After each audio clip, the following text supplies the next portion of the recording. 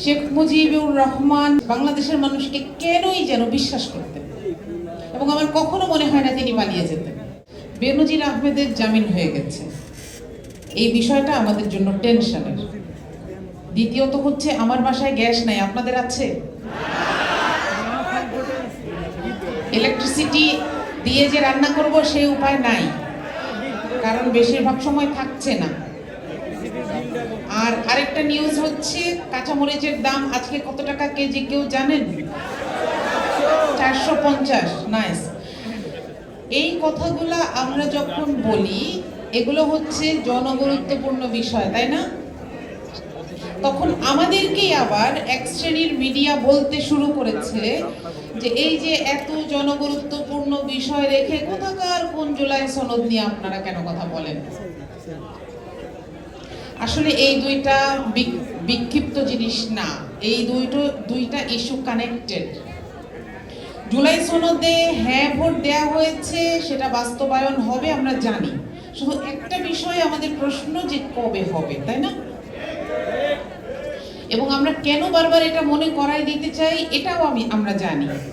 মনে করেন আমার বাচ্চা যখন ছোট থাকে সে তখন সব বেলাতেই চিকেন ফ্রাই খেতে চায় বা ফ্রেঞ্চ ফ্রাই খেতে চায়, দেই না। একটা ভালো জিনিস খেতে বললে, করলা খেতে বললে খেতে চায় না, তখন কি বলতে হয়? জোর করতে হয়, রাইট? জোর করে খাওয়াতে হয়। সরকার কথা শুনবে না হয়তো, কারণটা কি জানেন? কারণটা হচ্ছে সরকার এখনো যে জায়গাটার উপরে, মনে করেন এখানে সব কিছু বাদ, শুধু এই কাঠের জিনিসটা হচ্ছে শুধু সরকারের নিজের, বাকি এই পুরা স্টেজ এখনো কার তৈরি করাটা থেকে গেছে? ফ্যাসিস্টেরটা থেকে গেছে। আপনাদেরকে একটা প্রশ্ন করি, আপনাদের কি কখনো মনে হয় যে শেখ মুজিব শেখ হাসিনার মতন এরকম পালিয়ে যেতেন? আমি প্রশ্নটা কেন করছি, এটা আমি নিজেকে করছিলাম না, আমার উল্টাটা মনে হয় বলছি। আমি এটা করছিলাম আমার দেশের জন্য। শেখ হাসিনার পলায়ন দিবস উপলক্ষে যদি লেখাটা গ্র্যান্ট হয় তাহলে ইনশাআল্লাহ আসবে আমার দেশ পত্রিকায়। আমি একটা লেখা লিখছিলাম, তখন আমার মনে হলো যে এই প্রশ্নটা আমি একটু আমাকে করি তো। এবং আমি দেখলাম যে শেখ মুজিবুর রহমান বাংলাদেশের মানুষকে কেনই যেন বিশ্বাস করতেন এবং আমার কখনো মনে হয় না তিনি পালিয়ে যেতেন। আমার কখনোই মনে হয় না তিনি পালিয়ে যেতেন।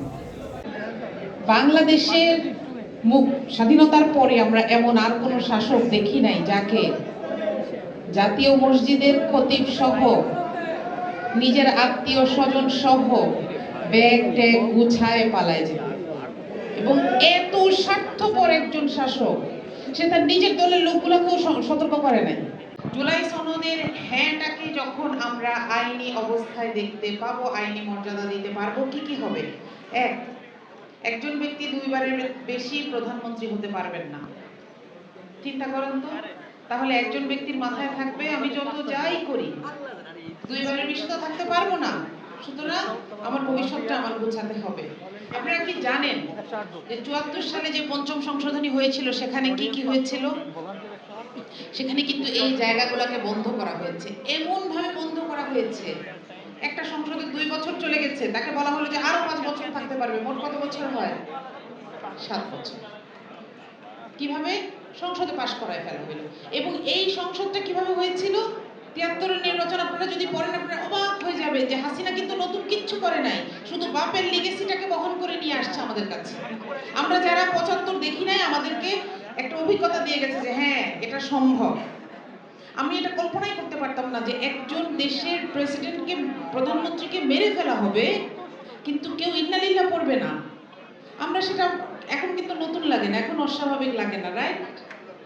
কারণ আমরা একটা দেখেছি যে জ্বালাইতে জ্বালাইতে কোথায় চলে গেলে সে বিদায় হইলে আলহামদুলিল্লাহ পড়তে হয়। ৭৪-এ শেখ মুজিব এই ব্যবস্থাটা করেছিলেন এবং ওই সময়টার গল্পটা আপনাদেরকে জানতে হবে। আমরা সব সময় মনে করি যে শেখ হাসিনা খারাপ, কিন্তু ওই সময়টা খুব ভালো ছিল।